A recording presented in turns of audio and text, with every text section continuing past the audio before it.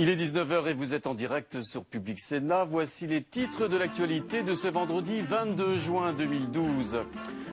Un coup de projecteur sur l'Iran, ou plus exactement sur l'opposition iranienne au régime d'Ebola qui prépare une démonstration de force demain à Paris. Le sénateur Jean-Pierre Michel, membre du Comité français pour un Iran démocratique, sera également l'invité de ce 19 h. Et pour terminer cette édition, un focus sur un pays qui ne cesse d'alimenter l'actualité internationale, l'Iran, où en ce moment même se poursuivent, vous le savez peut-être, d'âpres négociations autour du développement de l'industrie nucléaire. L'Iran où l'opposition au régime d'Ebola est toujours ardente, même si c'est à l'extérieur du pays qu'elle se mobilise. Un exemple, demain à Paris, où l'organisation des Moudjahidines du peuple d'Iran rassemblera ses partisans. Mounir Soussi en a rencontré quelques-uns aujourd'hui à Villepinte, où se tiendra demain cette manifestation. Dernier préparatif avant le grand raout. Demain, dans cette salle, toutes les composantes de l'opposition iranienne à l'étranger sont attendues. Tous derrière Mariam Rajavi, figure adulée par ses partisans du mouvement des Moudjahidines du peuple, principale organisation politique de la diaspora. Parce qu'il appartient à cette mouvance, Omid a dû quitter l'Iran il y a 20 ans. Et j'ai de la famille qui sont souvent harcelés, menacés par le régime, parce que le régime est très fragilisé après le soulèvement qu'il y a eu en 2009. Donc la répression s'est acharnée sur principalement les familles des sympathisants des Moudjahidines du peuple, qui est la principale force d'opposition. Ce mouvement représente la face la plus engagée de la diaspora iranienne, la plus sulfureuse aussi. Si l'Europe a retiré son nom de la liste noire des organisations terroristes, les États-Unis s'y refusent toujours. Les Moudjahidines du peuple iranien cherchent à légitimer leur combat auprès des dirigeants occidentaux. Leur objectif, maintenir la pression sur le régime de Téhéran. Les Iraniens, ils ne veulent pas le régime de Mollah. Ils veulent un pays libre, démocrate et surtout la séparation entre la religion et l'État. Depuis 2004, la résistance iranienne se réunit chaque année à Villepinte, un rassemblement enfiévré derrière leur passionnariat, aux limites du culte de la personnalité. Bonsoir Jean-Pierre Michel. Vous étiez là l'année dernière, je crois, dans cette manifestation que nous venons de voir. Vous serez demain également, je crois, à Villepinte pour soutenir cette organisation des Moudjahidines du peuple d'Iran, l'une des composantes de l'opposition au régime iranien. Finalement, on la connaît très peu, cette organisation qui est capable, on l'a vu et on le verra encore demain, de rassembler des milliers de personnes. Alors, l'année dernière, plus de 100 000. Ils espèrent encore plus cette année puisque, je dirais, leurs droits progressent. Oui. Ils ont été supprimés de la liste terroriste européenne par une décision de la Cour de Luxembourg, malgré l'opposition de la France, il faut le dire, du gouvernement français plutôt.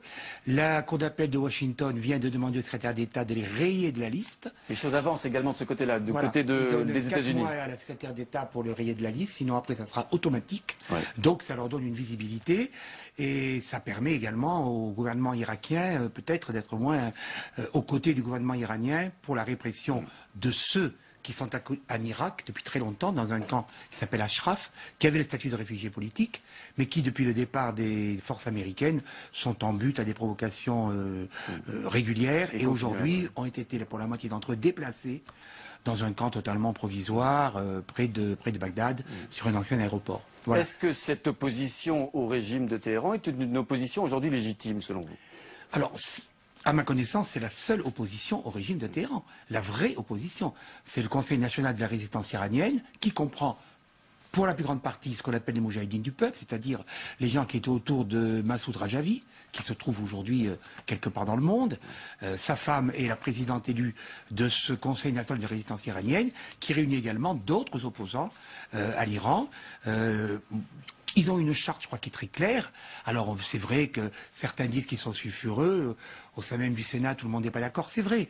Mais tout de même, si on en croit leurs écrits, ils demandent la séparation entre la religion et la vie publique. Donc ça, pour un régime comme celui de l'Iran, c'est quand même c'est assez révolutionnaire, très important. Voilà, le statut des droits de la femme, etc., etc. Donc, je dis que c'est la véritable opposition qui refuse l'intervention armée en Iran, qu'il a toujours refusé, qui demande qu'on arrête de se compromettre avec le régime iranien, pour des intérêts économiques, on le sait bien, notamment pétroliers, qui dit que l'Iran aujourd'hui encore mène en bateau, pour parler vulgairement, les grandes puissances sur le nucléaire. On le voit en ce moment, d'ailleurs, dans les négociations qui D'ailleurs, les membres de la résistance iranienne ont donné à nos gouvernements des informations précises, car ils ont à l'intérieur des partisans, bien entendu, et ils demandent qu'on les soutienne pour qu'un jour, démocratiquement, ils puissent renverser le régime des mollahs. Alors, on est frappé lorsqu'on regarde les images de la manifestation, par exemple, de l'année dernière. Elle est pratiquement comparable à celle peut-être qu'on verra demain. Beaucoup de jeunes au sein de ces manifestants. Alors, il y a beaucoup de jeunes. Demain, il y aura beaucoup de personnalités américaines, déjà, ce qui n'était pas le cas. Le sénateur Kennedy, le neveu du président, l'ancien maire de New York, M. Giuliani, des parlementaires de tous les pays d'Europe. Le maire de Genève m'a annoncé hier sa présence. Voilà, des Français également, les élus du coin de l'Oise où résident les Moudjahidines du peuple à Auvers-sur-Oise, etc. Et ça rassemble beaucoup de monde, beaucoup de jeunes. Et ceux qui viendront demain viennent de l'Europe et aussi d'Amérique du Nord, où il y a une très grande colonie iranienne qui est autour de cette résistance. Quelle est aujourd'hui l'attitude du gouvernement français, de la France en général, vis-à-vis de cette opposition? On la sent là encore extrêmement prudente, réservée peut-être. J'espère, en tant que président de ce comité français pour un Iran démocratique, qui réunit d'ailleurs des personnalités de droite comme de gauche, j'espère que le gouvernement français va avoir une attitude un peu différente du précédent.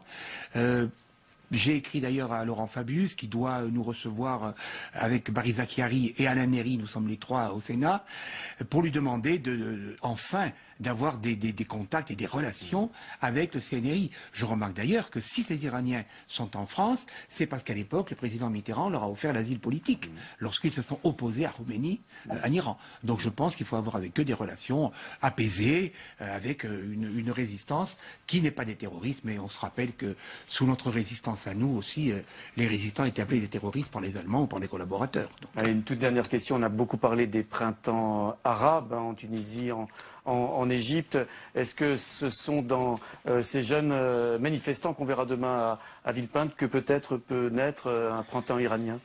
J'espère, et j'espère que le printemps iranien sera un vrai printemps, et ça ne sera pas comme les printemps égyptiens ou tunisiens, puisque là, je vois que on demande que la religion soit séparée du pouvoir politique.